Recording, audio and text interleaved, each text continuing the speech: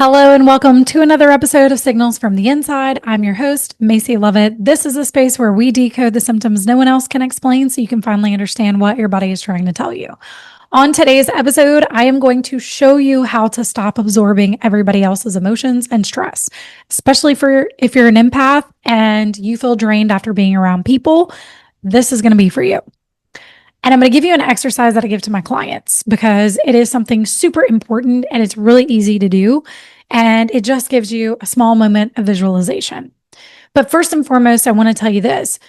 The being super empathetic is a body that learned to stay emotionally aware. So you might be more in tune to a room. You might walk into a room, take a look at people, and you're already telling yourself, yes, this is somebody I want to hang out with. No, this is not the person for me. How we get to this point is because at some point you had to read the room. You more than likely avoided conflict because conflict meant repercussions. Maybe you grew up in a space where you had to manage other people's emotions or keep the peace, don't rock the boat. And this shows up in so many different areas, and it can show up as emotional exhaustion today. So maybe you're the type of person that comes home, hits the couch midday, and after a little bit of work, or meeting people all day and peopling all day, and you're just exhausted. And you can sit here and tell me, oh, that's not real. That's just energy because you're exuding it. There is a way to block other people's emotions and not take it on for yourself, which is what we're going to go into. But emotional exhaustion is real. I would have clients who would go through meeting after meeting after meeting. They're exhausted at the end of the day. It makes them burn out in their business. And that's when I see a lot of people try to quit and give up instead of pivoting. It's so much easier to quit and not be in that space of burnout. So do pay attention to those things. It also shows up as anxiety or tension. It can show up as overwhelm in your business, like I said, burnout, and even down into people pleasing. So how do you block somebody else's emotions? Well, I'm going to give you a couple of examples. First off, when you are in conversation, make sure that you take control of the conversation. What is one way that you can do that? When you're in conversation with somebody and you know that you're having a great connection, number one, we've got eye contact going on. We've got body language that's speaking. We're open. We're facing each other. Feet are forward facing to that person when we are directly connected. Body language is speaking at all times. Shift it. You're in control. Shift it. I will do this sometimes in conversations when I'm in a group of people and I'll see who's leading. I will do something different like this. And then I'll notice somebody else will be like, yeah. And then you'll see the rest of the room start to move and then I'll move. I'll turn to the side, put my, cross my arms or lean up on something, put this arm out, and you'll watch people. They just mimic. When you're leading, they are mimicking. Pay attention to who's leading. Because when you can discover who's leading, you can see where you fit into the gap. There are times I lose track. I get so caught up in what we're talking about that I lose track of who's leading because it's not me. Now I'm copying. So this is one thing that you can do is the mirror effect or the body language mirror.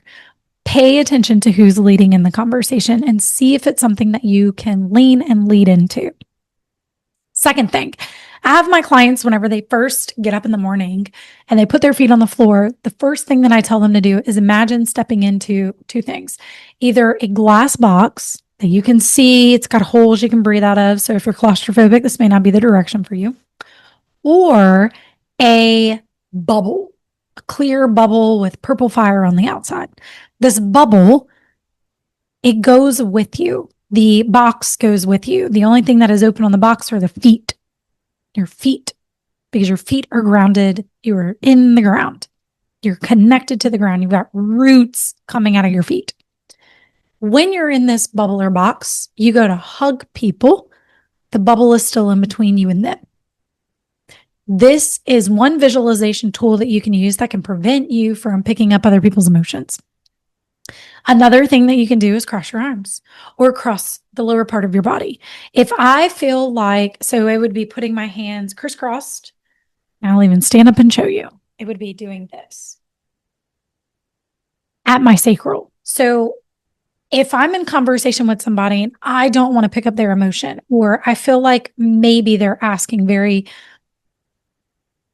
prying questions and it feels like they're trying to expose something or get me to this super vulnerable space, I am going to cross my arms. It does two things. So whether I do it here, it makes me feel like you can't take what's mine in my heart. And down here, you can't take my emotions.